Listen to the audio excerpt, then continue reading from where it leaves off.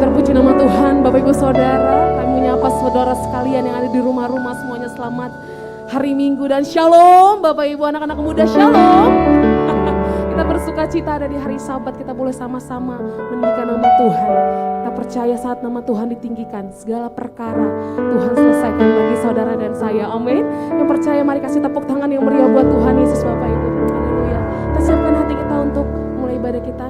Bersatu dalam doa Bapak Ibu Saudara. Bapak yang baik, terima kasih Tuhan, kami bersyukur ada di hari Sabat. Tuhan memilih setiap kami, Tuhan menyuruh kami untuk boleh datang mendekat kepadamu. Dan kami tahu semua karena anugerah Tuhan yang masih melimpah dalam hidup kami. Bila kiranya hari ini Tuhan berkenan untuk setiap kami yang boleh beribadah bersama-sama. Kami percaya Tuhan Yesus, saat kami menaikkan pujian-pujian kami Tuhan, Kau disenangkan. Dan saat Tuhan disenangkan, Tuhan Yesus boleh terus mengubahkan hidup kami. Terima kasih Bapa kami yang baik. Kami mulai ibadah kami saat ini dari awal pertengahan hingga akhir. Dan di dalam nama Yesus Kau yang bersuka cita memulai ibadah ini. Sama-sama kita katakan amin, haleluya. Kita percaya hari-hari ini gerakan Roh Allah sedang terjadi atas bangsa-bangsa, amin. Yang percaya kasih tepuk tangan yang meriah buat Tuhan Yesus. Sorakan haleluya. Sama-sama tepuk tangan Bapak Ibu.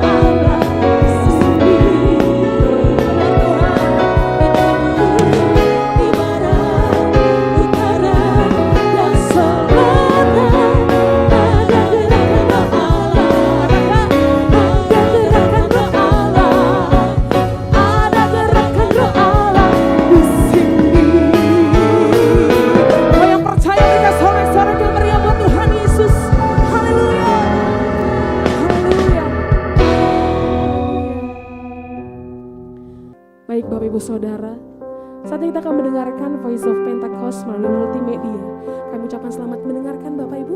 Tuhan Yesus memberkati.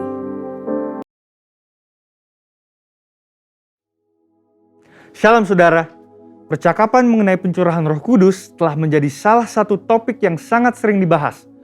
Berhubungan dengan ini, salah satu pokok diskusi yang sering kali muncul adalah mengapa ada istilah Pentakosta ketiga. Bukankah peristiwa Pentakosta merupakan sebuah peristiwa final, unik, dan spesifik yang tidak mungkin terulang kembali? Mari kita telusuri apa yang Alkitab katakan mengenai hal tersebut. Insan Pentakosta memahami bahwa pencurahan Roh Kudus bukanlah sebuah peristiwa yang final dan yang tidak mungkin terulang lagi, melainkan sebagai penggenapan awal dari janji Bapa, yakni pencurahan Roh Kudus sebagaimana juga telah dinubuatkan dan perjanjian lama, yaitu yang masih dan akan terus berlangsung sampai kedatangan Tuhan Yesus yang kedua kalinya. Alkitab pun menunjukkan, meskipun tidak semua, tetapi ada nubuatan tertentu di mana penggenapan dari nubuatan tersebut terjadi berulang kali. Ini berarti bahwa ketika nubuatan tersebut terjadi dalam suatu kurun waktu, bukan berarti nubuatan tersebut sudah tidak ada pengenapannya lagi. Justru pengenapan awal dari sebuah nubuat berperan sebagai model atau contoh yang menunjukkan betapa luar biasanya potensi dari pengenapan itu nantinya. Inilah yang kita kenal dengan multiple fulfillment of prophecy. Contohnya peristiwa pencurahan Roh Kudus secara luar biasa yang terjadi di kamar loteng atas di Yerusalem. Pada waktu itu, kejadian ini sangat dramatis sehingga menarik perhatian banyak orang yang saat itu sedang berziarah ke Yerusalem untuk merayakan Hari Raya Yahudi. Namun, apakah ini merupakan penggenapan akhir dari nubuatan Yoel? Mengingat bahwa masih ada beberapa aspek yang belum terpenuhi dalam nubuatan Yoel dalam peristiwa Pentakosta, yang diantara lainnya adalah pertama, bahwa Roh Kudus belum dicurahkan atas semua manusia, melainkan hanya dalam kelompok yang terbatas dan dalam cakupan area yang terbatas. Yang kedua adalah tanda-tanda heran di langit dan di bumi yang tidak nampak dalam peristiwa Pentakosta. Dan yang ketiga adalah bahwa hari Tuhan belum datang, yaitu hari di mana Tuhan Yesus akan datang dan duduk di tahtanya sebagai hakim yang adil. Pasca pencurahan Roh Kudus di kamar loteng atas, Petrus dalam khotbahnya di Kisah Para Rasul 2 ayat 38-39 berkata, "Maka kamu akan menerima karunia Roh Kudus, sebab bagi kamulah janji itu dan bagi anak-anakmu dan bagi orang yang masih jauh, yaitu sebanyak yang akan dipanggil oleh Tuhan Allah kita." Albert Barnes mengatakan bahwa pernyataan dalam ayat tersebut tidak terbatas hanya kepada orang-orang Yahudi, melainkan berlaku juga bagi generasi yang masih jauh, yakni generasi di masa kini dan juga bagi orang-orang non-Yahudi atau Gentiles. Dengan pemahaman ini, kita dapat menyimpulkan bahwa penggenapan akhir dari nubuatan Yoel tidak berhenti di peristiwa Pentakosta di kamar loteng, tapi juga terjadi di awal abad ke-20 melalui peristiwa Azusa Street Revival yang merupakan Pentakosta kedua dan sekali lagi sedang terjadi dalam era kita sekarang ini. Pentakosta ketiga sedang dan akan terus terjadi dalam cakupan area yang mendunia. Peristiwa ini juga akan disertai oleh tanda-tanda heran dan ajaib dan akan mengarah kepada kedatangan Kristus yang kedua kalinya. Tentunya istilah Pentakosta ketiga bukanlah istilah yang dibuat-buat oleh Bapak Pendeta Dr. Insinyur Niko Nyotraharjo sebagai hamba Tuhan yang menerima tuntunan dan visi ini, melainkan berdasarkan presiden penggunaan terminologi Pentakosta kedua yang sudah dikenal sejak awal abad ke-20. Beberapa catatan dokumentasi penting yang mencatat hal ini adalah Australasian Record, volume 39, nomor 19, yang menuliskan sebuah artikel berjudul "The Second Pentecost Will Be Even Greater Than the First". Wesley Mylan juga menyebutkan peristiwa Pentakosta kedua dalam bukunya The Latter Rain Covenant. Frank Bartleman dalam bukunya How Pentecost Came to Los Angeles juga menggambarkan dahsyatnya pencurahan Roh Kudus yang terjadi di Azusa Street sebagai Pentakosta kedua. Dan buku Passover, Pentecost, and Parousia, di mana yang menjadi editor adalah para profesor aliran Pentakosta dari Pentecostal Theological Seminary, juga menyebutkan Azusa Street sebagai Pentakosta kedua. Jadi, dengan adanya presiden terminologi Pentakosta kedua ini, maka jika seseorang menolak Pentakosta ketiga atas dasar bahwa Pentakosta tidak berulang, Itu artinya dia juga menolak Pentakosta kedua, yang sama dengan menolak gerakan Pentakosta secara keseluruhan.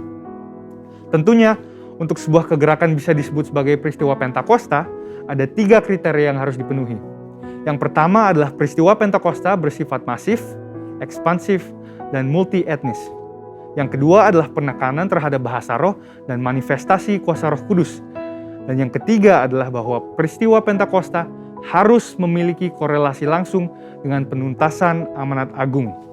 Dengan itu, kita percaya bahwa pencurahan Roh Kudus yang terjadi di Yerusalem pada awal abad pertama dan Azusa Street pada awal abad ke-20 sedang dan akan terus terjadi dalam skala yang jauh lebih besar dan dahsyat pada zaman ini, sampai amanat agung diselesaikan dan Tuhan Yesus datang kembali. Amin. Saudara, untuk penjelasan lebih lengkapnya dari tim teologi kami, silahkan buka link yang ada di atas atau scan QR Code yang tersedia. Dan Tuhan Yesus memberkati.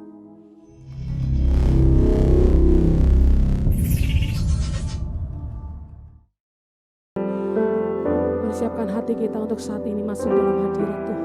Kita bawa hati kita di hadapan Tuhan saat ini. Biar Roh Kudus memenuhi setiap hati kami. Kami rindu Engkau Tuhan.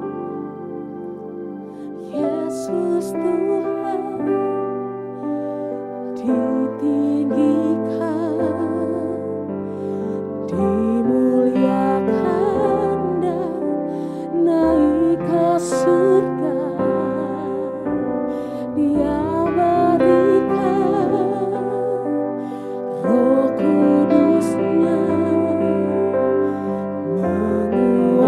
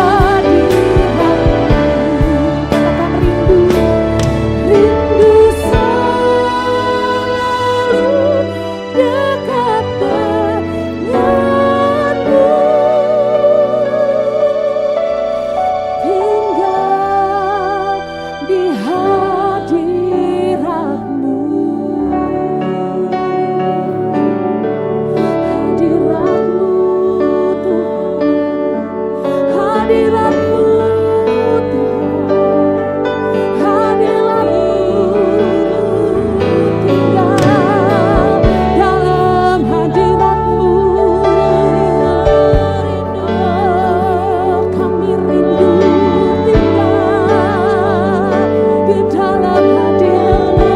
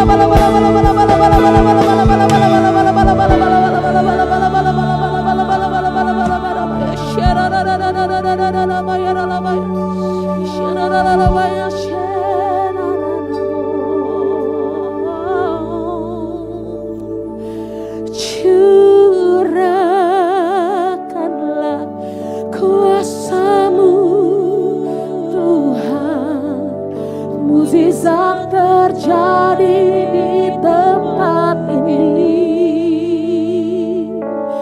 Curahkanlah kuasa-Mu Tuhan, mukjizat terjadi sekarang ini. Curahkan ya Tuhan, curahkanlah kuasa-Mu Tuhan, mukjizat terjadi di tempat ini. Curahkanlah kuasa-Mu Tuhan, mukjizat terjadi sekarang ini. Kita angkat tangan kita di hadapan Tuhan dan katakan, curahkanlah kuasa-Mu Tuhan, mukjizat-Mu Tuhan. Kami terima saat ini Tuhan. Curahkanlah kuasa-Mu Tuhan, mukjizat terjadi sekarang ini.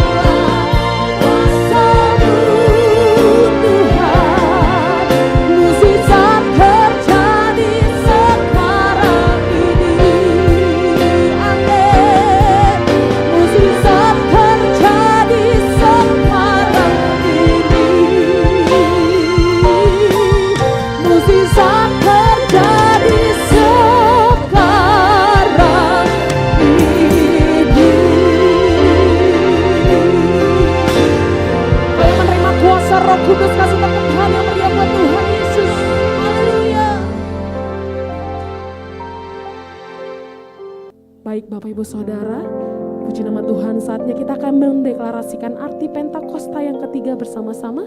Mari dengan lantang dan keras Bapak Ibu. Pentakosta ketiga. 1. Pentakosta ketiga adalah pencurahan Roh Kudus yang dahsyat di zaman ini, melebihi yang terjadi di Azusa Street. 2. Pentakosta ketiga akan mengakibatkan penuaian jiwa yang terbesar dan yang terakhir sebelum Tuhan Yesus datang kembali. 3. Pentakosta ketiga akan membangkitkan generasi Yeremia, yaitu anak-anak muda yang dipenuhi Roh Kudus, cinta mati-matian kepada Tuhan Yesus, tidak kompromi terhadap dosa, dan akan bergerak untuk memenangkan jiwa. 4. Pentakosta ketiga lahir di Indonesia dan bergerak ke bangsa-bangsa. Gerakan ini dari timur ke barat dan akan kembali ke Yerusalem. 5. Pentakosta ketiga akan memberikan kuasa untuk menyelesaikan amanat agung, dan setelah itu Tuhan Yesus datang kembali. Terima kasih Tuhan. Kami tahu Engkau Allah yang setia. Karena itu kami tidak perlu gentar, kami tidak perlu takut Tuhan. Karena Engkau setia menyertai kami. Engkau setia dalam segala situasi, dalam segala keadaan. Kami tahu Engkau Allah tetap setia buat kami. Karena itu Tuhan, pagi hari ini Tuhan kami mau buat komitmen di hadapan Tuhan. Kami mau setia kepada Tuhan. Terima kasih Bapa di dalam sorga buat pagi hari ini. Setiap kami yang hadir pagi hari ini Tuhan, kami rindu lawatan Tuhan, kami rindu jamahan Tuhan. Biarlah Tuhan setiap kami Engkau jamah, Engkau lawat Tuhan, sehingga kehadiran kami di tempat ini Tuhan tidak akan pernah sia-sia. Kehadiran kami di tempat ini Tuhan tidak akan pernah sama lagi ketika kami kembali dari tempat ini. Terima kasih Tuhan buat pagi hari ini. Kami sudah memuji, menyembah Tuhan. Kami sudah mengagungkan, meninggikan akan nama Tuhan. Dan saat ini Tuhan kami mau duduk diam di hadirat Tuhan. Kami mau menikmati firman Tuhan. Karena itu Tuhan bicara buat setiap kami melalui kebenaran firman-Mu. Dan biarlah kebenaran itulah yang akan memerdekakan setiap kami. Dan pagi hari ini Tuhan, hamba-Mu yang tidak ada apa-apanya, Tuhan Engkau urapi dengan urapan yang baru dari Tuhan. Sehingga melalui perkataan setiap firman Tuhan yang Engkau sudah taruh dalam hidup hamba-Mu, yang hamba-Mu akan sampaikan, itu boleh menjadi rema buat setiap kami. Karena kami tahu rema itu yang akan mengubah hidup kami. Terima kasih Bapa di dalam sorga. Berfirmanlah buat setiap kami. Di dalam nama Tuhan Yesus kami siap diberkati dengan firman-Mu.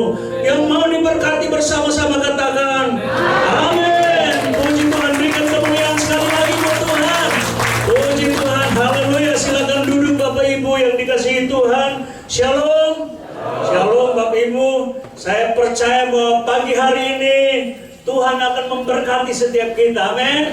Saudara, waktu engkau duduk di tempat duduk saudara berdoa, Tuhan jangan lewatkan saya. Ya, katakan kepada Tuhan, Tuhan saya mau supaya saya dilawat oleh Tuhan, saya tidak mau dilewatkan Tuhan. Dan saya percaya pagi hari ini ketika firman Tuhan disampaikan, maka firman Tuhan akan menjamah hidup saudara, amin. Nah pagi hari ini Bapak Ibu Saudara, saya ingin berbicara tentang iman. Ya, iman adalah dasar dari kehidupan rohani kita, amin. Iman itu merupakan fondasi kita. Kalau kita mau bangun kehidupan rohani kita membutuhkan iman yang teguh. Kalau kita mau bangun sebuah bangunan, maka kita juga membutuhkan fondasi yang kuat. Supaya apa? Supaya bangunan itu tetap kokoh ketika badai kehidupan atau badai apapun melanda rumah itu, dia tetap berdiri kuat. Nah karena itu pagi hari ini saya percaya bahwa ketika kita punya iman yang teguh di dalam Tuhan, iman yang kuat di dalam Tuhan, maka krisis boleh terjadi. Persoalan hidup boleh kita alami, tantangan boleh kita hadapi dalam hidup kita. Tetapi kita bisa berkata, ku kan terbang bersama Tuhan. Amin. Kita bisa berkata, sekalipun di tengah badai hidup seperti apapun, kita bisa terbang seperti Raja Wali, melintasi setiap persoalan dalam kehidupan kita. Karena itu pagi hari ini saya beri tema kebenaran firman Tuhan yang kita akan dengar pagi hari ini, yaitu iman yang tidak pernah tergoncangkan. Amin. Iman yang tidak pernah tergoncangkan berarti satu kadar iman yang kokoh, satu kadar iman yang kuat, yang teguh, sekalipun diterpa badai, sekalipun diterpa tsunami seperti apapun dalam kehidupan kita, kita tetap kuat. Karena itu pagi hari ini saya rindu bawa saudara dalam satu kebenaran firman Tuhan di dalam Matius pasal yang ke-15 ayat yang ke-21 sampai ayat yang ke-28. Matius pasal yang ke-15 ayat yang ke-21 mulai, saya akan bacakan buat saudara. Lalu Yesus pergi dari situ dan menyingkir ke daerah Tirus dan Sidon. Maka datanglah seorang perempuan Kanaan dari daerah itu dan berseru, "Kasihanilah aku ya Tuhan, anak Daud. Karena anakku perempuan kerasukan setan dan sangat menderita." Tetapi Yesus sama sekali tidak menjawabnya. Lalu murid-muridnya datang dan meminta kepadanya, "Suruhlah ia pergi." Ia mengikuti kita dengan berteriak-teriak. Jawab Yesus, "Aku diutus hanya kepada domba-domba yang hilang dari umat Israel." Tetapi perempuan itu mendekat dan menyembah Dia sambil berkata, "Tuhan, kasihanilah aku." Tetapi Yesus menjawab, "Tidak patut mengambil roti yang disediakan bagi anak-anak dan melemparkannya kepada anjing." Kata perempuan itu, "Benar Tuhan, namun anjing itu makan remah-remah yang jatuh dari meja tuannya." Maka Yesus menjawab dan berkata kepadanya, "Hai ibu, besar imanmu, maka jadilah kepadamu seperti yang kau kehendaki." Dan seketika itu juga anaknya sembuh. Saudara, kebenaran firman Tuhan yang luar biasa pagi hari ini. Dan saya percaya melalui kebenaran yang sebenarnya sangat memilukan, saudara. Seorang perempuan Kanaan datang kepada Yesus untuk minta pertolongan. Tuhan, bebaskan anaknya dari kerasukan setan. Tetapi saudara lihat bagaimana respon Tuhan Yesus. Seolah-olah Tuhan Yesus gak peduli dengan perempuan ini. Seolah-olah Tuhan Yesus cuek dengan perempuan ini. Bahkan firman Tuhan katakan bahwa murid-muridnya datang kepada Yesus dan berkata, "Tuhan, suruh saja perempuan ini pergi. Dia hanya merupakan perempuan pengganggu, berteriak-teriak, mengganggu suasana." Saudara, kisah ini sangat memilukan, saudara. Ya, nanti kita akan lihat bagaimana perempuan ini dilecehkan, bagaimana perempuan ini dihina. Tapi dari kebenaran ini, saudara, kita akan belajar 3 hal. Bagaimana seorang yang memiliki iman yang tidak pernah tergoncangkan, walaupun dia dihadapkan dengan hinaan, dia dilecehkan, dia tidak dipedulikan, tetapi dia tetap datang kepada Tuhan, dia tetap mendekat kepada Tuhan sekalipun dia diusir, saudara. Karena dia tahu imannya yang luar biasa itu yang akan mendatangkan mujizat dalam kehidupannya.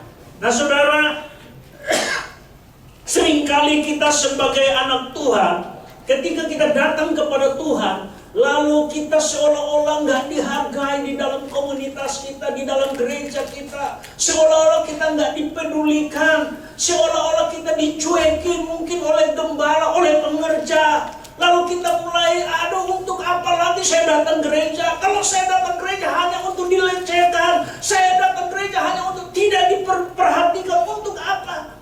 Kadang-kadang kita berkata seperti itu, tapi saya mau bilang bahwa hari ini kita belajar dari perempuan ini. Ketika dia nggak dihargai, saudara, ketika dia dihina, bahkan kalau saudara baca, dia katakan di situ dia disamakan dengan seekor anjing kecil, anjing peliharaan di rumah tuannya.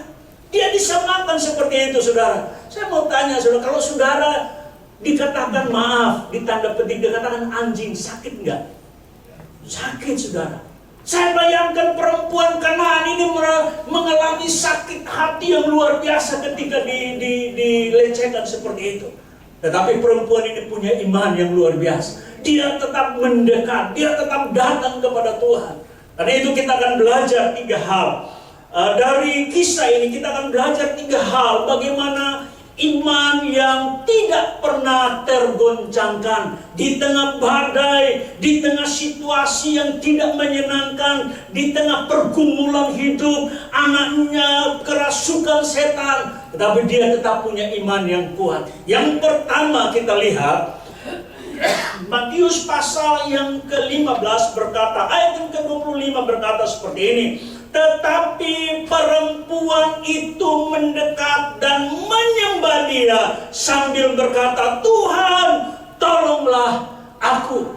Saudara, ketika perempuan ini datang kepada Yesus untuk minta pertolongan, lalu murid-muridnya suruh pergi karena sudah rasanya mengganggu suasana, karena dia berteriak-teriak, Tuhan, tolong aku, Tuhan, tolong aku.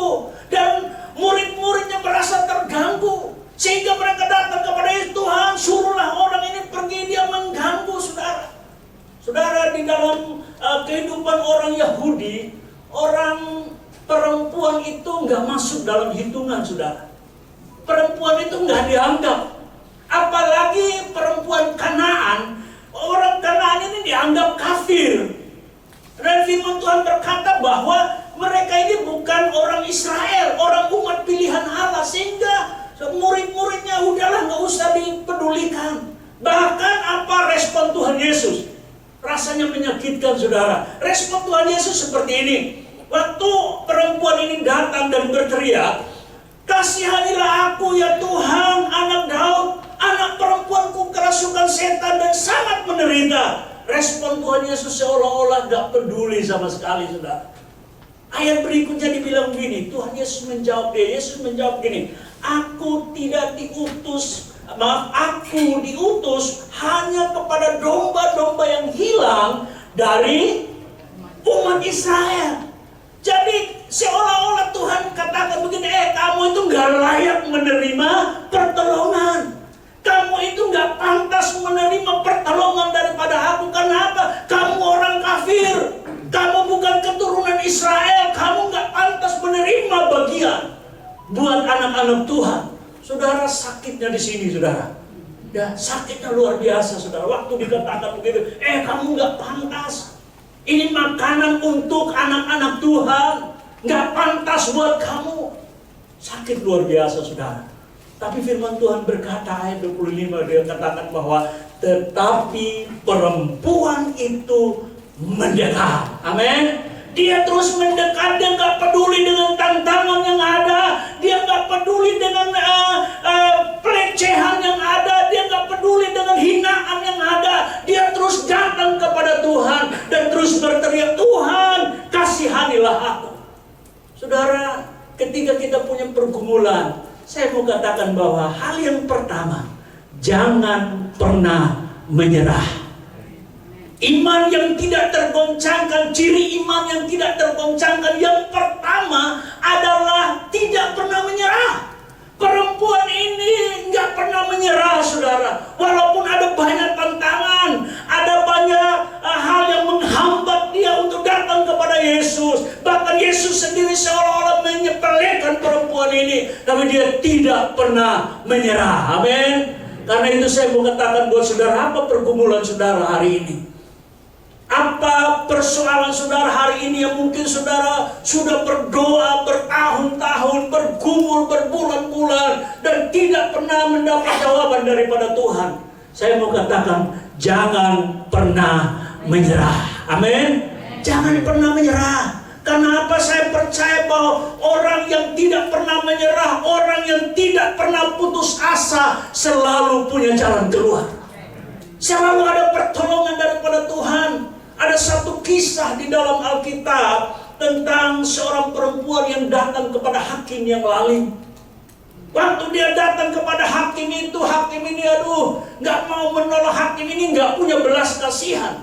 Dan dia tidak mau menolong perempuan ini. Tetapi perempuan ini nggak pernah jemu-jemu, saudara. Dia nggak pernah menyerah, dia datang terus untuk minta pertolongan dari hakim yang lalim ini. Lalu akhirnya hakim itu berkata, daripada dia mengganggu saya terus-menerus, lebih baik saya kabulkan permintaannya. Saya mau katakan bahwa ketika saudara dihadapkan dengan pergumulan, terus datang kepada Tuhan. Mungkin 1 kali, 2 kali, 1 bulan, 1 tahun saudara berdoa dan belum mendapat jawaban daripada Tuhan. Saya mau katakan, jangan pernah berhenti berdoa. Amin. Jangan pernah berhenti berdoa sampai doa kita menjadi kenyataan. Saya terlalu percaya bahwa ketika kita berdoa, mujizat selalu nyata dalam hidup kita. Saya terlalu percaya bahwa Tuhan hanya sejauh doa dan dengan hidup kita. Ketika kita punya pergumulan, waktu kita datang dengan hancur hati di hadapan Tuhan, maka Tuhan pasti jawab doa kita. Saudara, perempuan Kanaan ini nggak masuk dalam hitungan. Perempuan Kanaan ini tidak diperhitungkan, saudara. Nggak dianggap, saudara. Apalagi golongan perempuan ini termasuk anaknya yang sakit kerasukan. Ini sesuatu yang tidak baik bagi kehidupan orang-orang Israel pada waktu itu. Karena apa? Kalau dia sampai kerasukan, berarti dia bukan orang percaya. Ya, dia bukan anak Tuhan. Karena apa? Kalau anak Tuhan tidak mungkin ya ada dirasuk setan, dirasuk kuasa kegelapan. Karena apa? Roh yang ada di dalam kita lebih besar dari roh yang ada di dalam dunia ini. Karena itu dengar baik Bapak Ibu yang ada di tempat ini. Ya, kita ini ada Roh Kudus yang lebih besar. Jadi nggak mungkin ada kuasa-kuasa jahat yang menguasai kita. Karena itu iman kita harus terus bertumbuh. Amin. Iman kita harus terus bertumbuh. Nah, saudara, hal yang pertama yang saya sudah sampaikan buat saudara bahwa jangan pernah menyerah. Terus datang kepada Tuhan. Saudara, waktu Yesus berkata seperti itu kepada perempuan ini, seolah-olah dia ingin katakan begini, hai perempuan, dengar baik, kamu gak layak untuk menerima pertolongan daripada aku. Aku datang, aku diutus hanya untuk apa? Umatku Israel. Aku hanya diutus untuk anak-anak Tuhan, orang-orang yang sudah percaya kepada Tuhan, dan kamu gak layak untuk itu. Tapi perempuan ini terus datang kepada Tuhan, terus mendekat kepada Tuhan. Kata menyembah, ini arti aslinya seperti ini. Kata menyembah yaitu dia datang dengan hati yang sungguh-sungguh. Ya, nggak ada motivasi yang lain, nggak ada intrik-intrik yang lain kalau datang kepada Tuhan. Makanya saya mau bilang buat saudara, kalau kita datang kepada Tuhan dalam ibadah, ya datang dengan hati yang sungguh-sungguh. Amin. Jangan ada motivasi, oh saya datang supaya begini, oh saya datang supaya seperti ini. Enggak, saudara. Kalau kita datang kepada Tuhan, maka kita harus terus tertuju kepada Tuhan. Hati kita hanya tertuju kepada Tuhan. Dan saya percaya bahwa kalau kita punya motivasi seperti itu, saya percaya bahwa berkat Tuhan pasti akan tercurah buat kita. Itu hal yang pertama, Bapak Ibu Saudara. Lalu firman Tuhan katakan seperti ini. Saya baca 1 Korintus pasal yang ke-15. Kenapa kita harus tidak perlu menyerah dalam hidup ini? 1 Korintus pasal 15 ayat yang ke-58 berkata, karena itu saudara-saudaraku yang kekasih, berdirilah teguh, jangan goyah, dan giatlah selalu dalam pekerjaan Tuhan, sebab kamu tahu bahwa dalam persembahan persekutuan dengan Tuhan, jerih payahmu tidak pernah sia-sia. Tuhan mau supaya kita tidak goyah. Sekalipun dihambat, kita harus terus merambat. Amin. Sekalipun ada banyak hal-hal yang kita dengar di luar, ada banyak gereja yang ditutup, ada bahkan patung saja ditutupin, sudah dibungkus. Ya, tapi kita sebagai anak Tuhan, kita harus tetap teguh. Amin. Gak usah goyang itu. Biar itu adalah hal yang membuat supaya iman kita semakin kuat kepada Tuhan. Kalau orang Kristen, saudara, kalau nggak ada goncangan, itu kadang-kadang santai, saudara. Tapi kalau giliran ada goncangan, doanya sungguh-sungguh, doanya sampai nangis-nangis, saudara. Makanya orang Kristen itu perlu digoncang. Amin. Amin. Nah, perlu digoncang, saudara. Tapi saya mau bilang bahwa kita harus tetap ada di dalam kerajaan yang tidak pernah tergoncangkan. Supaya apa? Supaya sekalipun kita digoncang kayak apapun, kita tetap kuat. Amin. Kita tetap kuat. Karena itu yang pertama sekali lagi, saya mau katakan bahwa jangan pernah menyerah. Ya, ada sebuah lagu seperti ini. Dia syairnya seperti ini, saya nggak bisa nyanyi, tapi syairnya saya baca saja. Ya, dia katakan begini, dinyanyikan oleh seorang anak yang buta, anak kecil yang buta. Ya, dia buta, dia tidak berdaya, tapi dia nyanyikan pujian ini dengan luar biasa. Waktu saya dengar lagu ini, rasanya tersentuh sekali, saudara. Dia katakan seperti ini, Tuhan tak pernah janji langit selalu biru. Tetapi Dia berjanji selalu menyertai. Tuhan tak pernah janji jalan selalu rata, tetapi Dia berjanji memberi kekuatan. Amin. Tadi Pak Arif katakan bahwa jangan berdoa supaya itu masalah lalu, tapi biarlah berdoa supaya kita punya kekuatan untuk menanggung setiap masalah. Amin. Nah, lalu lanjutan dari kisah syair itu dia katakan gini, jangan pernah menyerah, jangan pernah putus asa. Mujizat Tuhan ada saat hati menyembah. Jangan pernah menyerah, jangan pernah putus asa. Mujizat Tuhan ada bagi yang setia dan yang percaya. Amin. Berikan kemuliaan bagi Tuhan. Haleluya. Saya percaya hal yang pertama yaitu kita tidak pernah perlu menyerah dalam hidup ini. Lalu yang kedua, ciri yang kedua yang kita bisa pelajari dari kisah perempuan Kanaan ini dijelaskan di dalam ayat yang ke-27 sampai ayat yang ke-26 sampai ayat yang 27. Hal yang luar biasa dari perempuan Kanaan ini yaitu dia disamakan dengan seekor anjing, saudara. Ya, saya baca ayat ini, dia katakan demikian, ayat yang ke-26, tetapi Yesus menjawab, tidak patut mengambil roti yang disediakan bagi anak-anak dan melemparkannya kepada anjing. Siapa yang dibilang anjing? Disamakan dengan anjing. Perempuan Kanaan.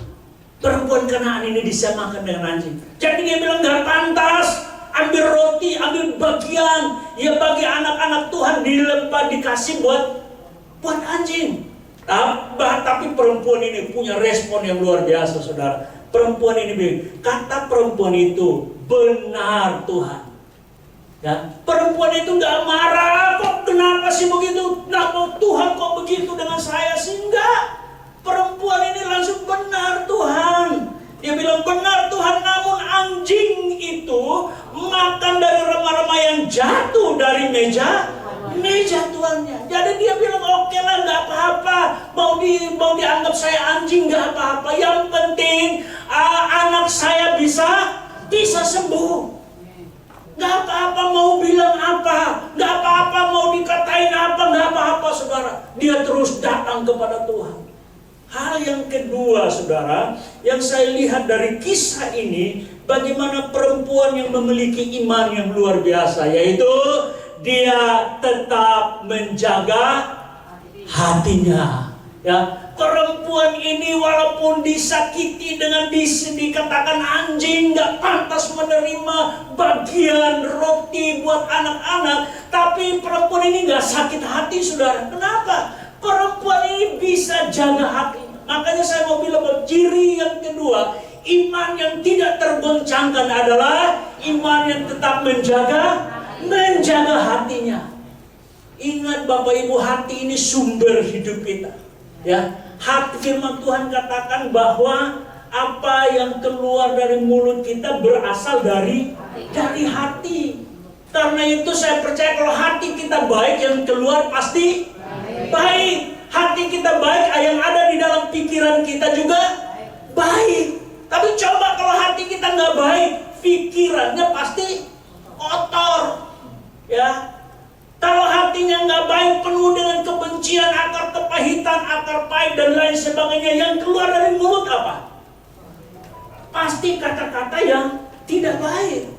Kadang-kadang orang berkata, oh nggak usah, kalau orangnya begitu, mulutnya begitu, kata-katanya makasar begitu, tapi hatinya baik, omong kosong. Amin. Itu omong kosong. Gak ada firman Tuhan begitu. Firman Tuhan bilang bahwa kalau hati ini baik, mulutnya pasti baik, karena yang keluar dari mulut berasal dari hati. Karena itu dengar baik, jaga hati kita, amin. Sekalipun dikecewakan. Maaf, saya sempat bawa ini di kul, saya bilang begini, sekalipun waktu kita keluar dari tempat ini, Ibu Ida ada tumbuh di tangga atas, dia lagi bagi-bagi makan. Kemudian giliran sampai kita terakhir, makanan habis. Kecewa apa kecewa? Sakit hati apa sakit di perut?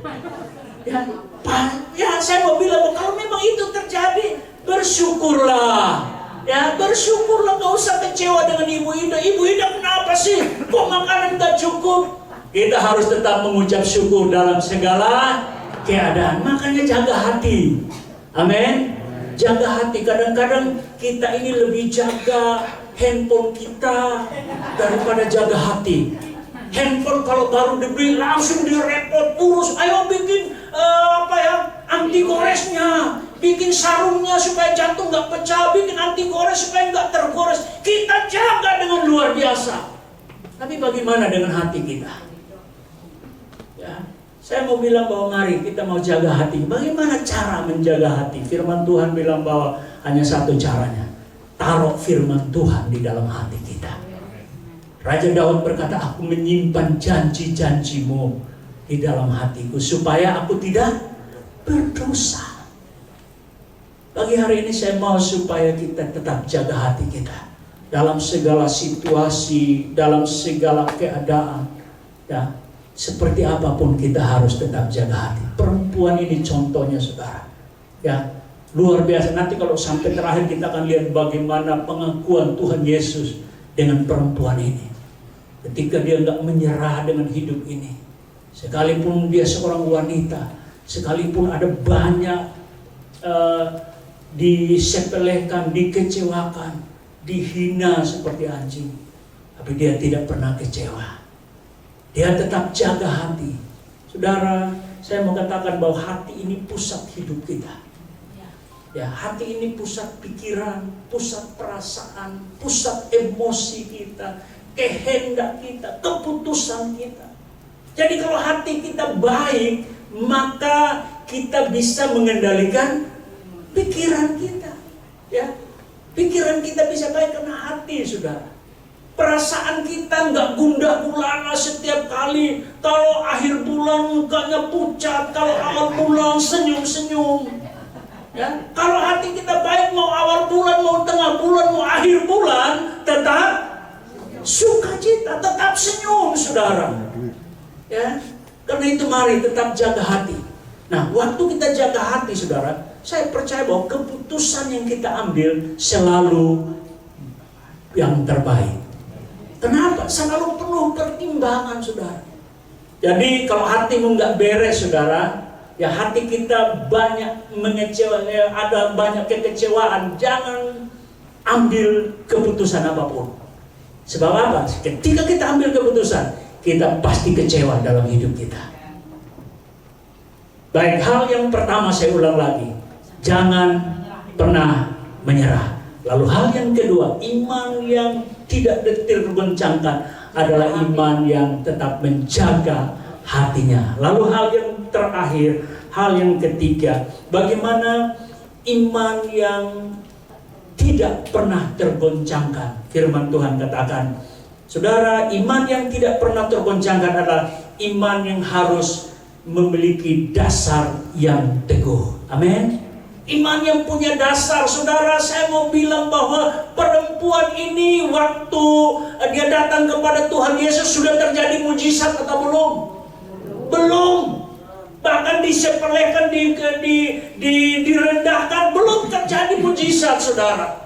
Tapi perempuan ini terus datang kepada Tuhan, terus menyembah kepada Tuhan, terus berteriak minta pertolongan Tuhan, saudara. Saudara, ini yang saya bilang bahwa iman yang teguh. Ciri yang ketiga, iman yang tidak pernah tergoncangkan adalah iman yang teguh yang lahir dari berita firman. Jadi bukan karena mujizat, saudara. Perempuan ini memiliki iman bukan karena mujizat, tapi karena dia dengar firman Tuhan, sehingga dia datang cari Tuhan. Nah saudara, firman Tuhan bilang bahwa iman timbul dari pendengaran akan firman Tuhan. Kadang-kadang kita punya iman, oh saya beriman, saya punya sepatu baru. Lalu dapat sepatu baru, imannya kuat. Giliran sepatunya rusak, imannya juga rusak. Karena imannya hanya kepada sepatu. Tapi biarlah iman kita punya dasar, yaitu firman Tuhan. Ketika kita punya iman yang kuat, yang punya dasar firman Tuhan yang kuat, maka saya percaya goncangan apapun dalam hidup ini, resesi seperti apapun, tahun 2023 ini yang gelap kayak apapun, bahkan tahun 2024 masuk dalam pemilu yang mengkhawatirkan seperti apapun, kita sebagai anak Tuhan tidak pernah takut. Amin. Kita tidak pernah goyah karena kita punya iman yang teguh. Karena itu firman Tuhan katakan bahwa iman itu adalah dasar hidup kita. Dan pagi hari ini saya mau supaya setiap kita terus memiliki iman yang teguh di dalam Tuhan. Dan saya percaya bahwa orang-orang yang punya iman yang teguh akan ada perbedaan yang luar biasa. Saudara, puji Tuhan, saya dengan Pak Gembala dan Ibu Gembala dan beberapa teman, Pak Daniel, Endang, kami ke Israel. Tuhan tolong sehingga kami bisa ke Israel walaupun tertunda beberapa kali, saudara. Ya, jadi saudara pikir itu kami bergumul hampir 2 tahun lebih baru bisa ke sana. Ya, kami waktu ke sana saya lihat perbedaan yang luar biasa. Ini bukan bicara bangsa yang tidak kenal Tuhan dengan bangsa yang kenal Tuhan, itu ada perbedaan, saudara. Waktu kami masuk dari Yordania, waduh, gersang sekali, saudara. Ya, gersang sekali. Kemudian masuk ke perbatasan dengan bus darat kami ke sana. Waktu masuk ke Israel, baru kami mulai melihat pohon-pohon hijau, ya, yang mulai ada hijau-hijaunya, saudara. Ya, jadi saya mau bilang begini bahwa firman Tuhan itu ya dan amin. Amin. Tuhan akan mengadakan perbedaan antara orang yang mencari Tuhan dan orang yang tidak mencari Tuhan. Waktu kami di Israel, kami masih bisa lihat pohon-pohon hijau, tumbuh-tumbuhan yang hijau dan lain sebagainya. Dan luar biasa, saudara. Kehidupan orang-orang Israel luar biasa. Mereka bertekun di dalam doa. Waktu kami masuk ke tembok ratapan, wah luar biasa. Saya lihat orang-orang misalnya temboknya masih jauh pun mereka sudah berdiri seperti ini. Mereka dengan topi kupluknya berdoa di situ dengan pakaian hitamnya, luar biasa, saudara.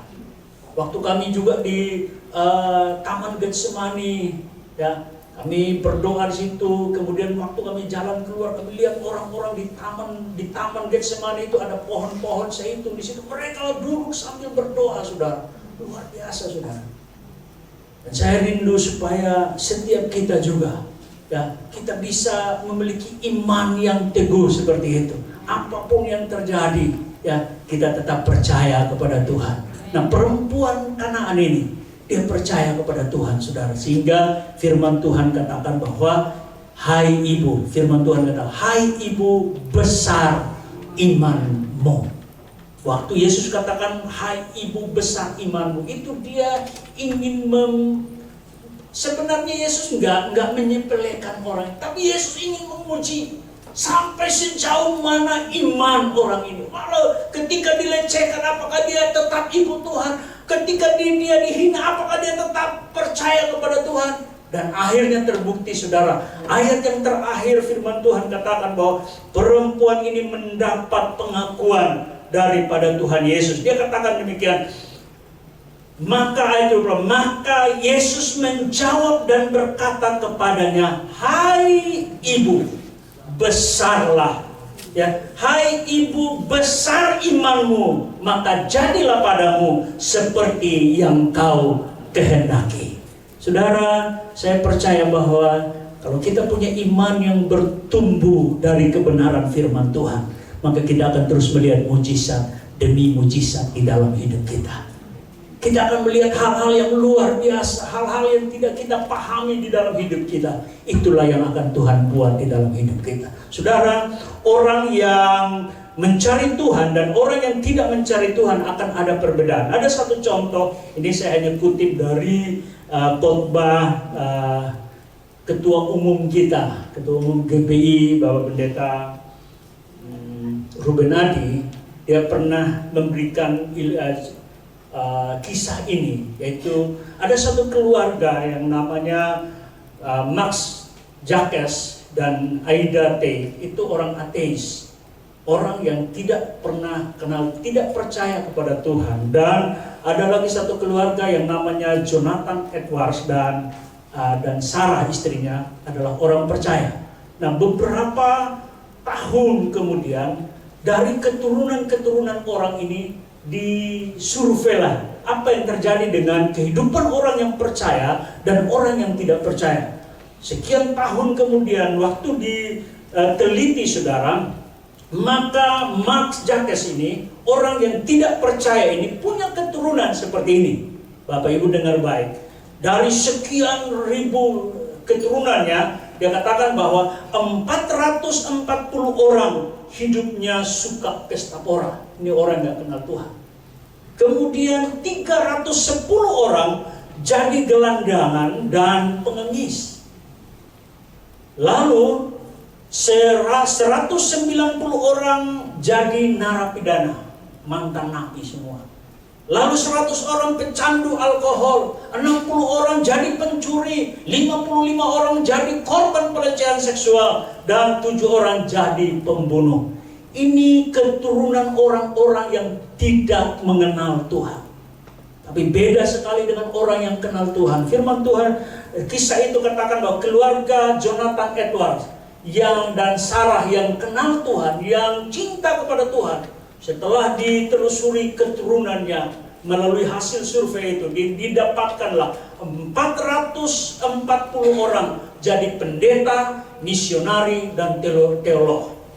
Kemudian 310 orang jadi pengacara, 60 orang jadi penulis buku terkenal, 60 orang jadi dokter, 30 orang jadi hakim, 14 orang jadi rektor, 3 orang jadi anggota senat di Amerika, dan 1 orang jadi wakil presiden di Amerika Serikat.